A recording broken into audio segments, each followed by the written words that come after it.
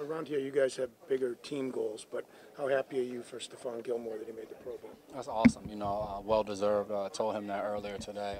Just being in the room with him and watching him play this year, how well he's performed, and week in and week out, having the toughest challenge in our room, whoever he's going up against. And he showed up each and every week, making plays that have been huge for us in winning games.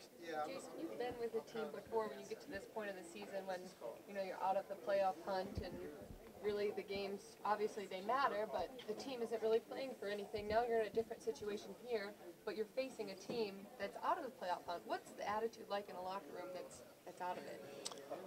There's so many things that go into, I would say, this sport, and I think one of them are the journey. I know I've been on teams where we've been out of it, but at the same time, the journey the next year, the journey the previous year will never be the same. So when you say, hey, what are you playing for? It's the guy next to me. You look at it, sometimes you're in a guy and you're in your second year. And whether you were playing for the Super Bowl or just a regular season game, you're just trying to etch your name in the league. So I think whether you're in our situation, whether you're in their situation, you have a ton to play for. You come out there fired up. I mean, you turn the film on and you watch them. They're just as excited as a team that's undefeated at this point. You get a chance to play football for a living. So I think regardless of what the situation you're in this late in the season, there's a ton to play for in regards to the name on the front and back of the jersey. Jason, it's not often that you guys have gone here 1 year with 2 game losing streak. What would you describe, I guess, the mood of the team coming off the Pittsburgh and the Miami loss? I would say sucks to lose. Let's get back to winning. So I think that's the mood of focusing on this upcoming opponent in Buffalo, division opponent coming here to Foxborough. So we're really just focused on trying to get a win this week. Obviously, we can't change anything about the prior 2 weeks. So let's correct the things that we haven't been doing successfully, get those things right, and let's go out there and try to perform better on Sunday.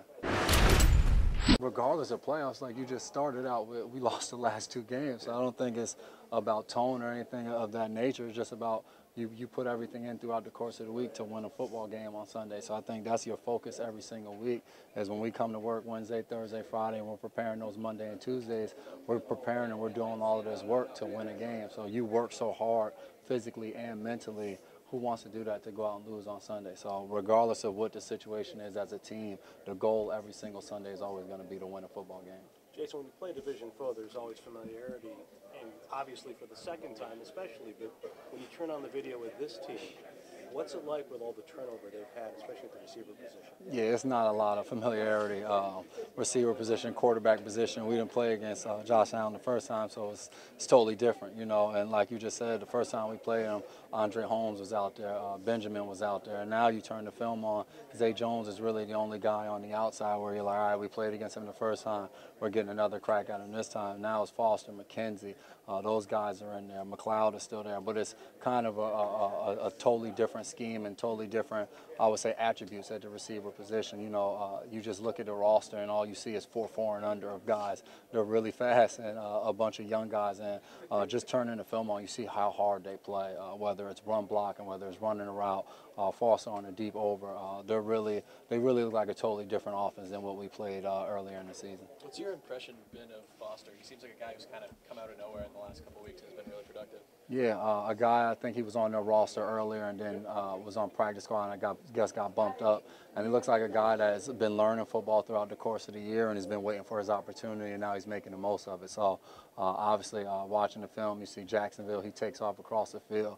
He can run, a guy that's going to be, he can get deep, he can run intermediate routes. So definitely one of the better players that stepped up for them as of late. Is there a quarterback you can compare Allen to in terms of size, mobility, but also arm strength?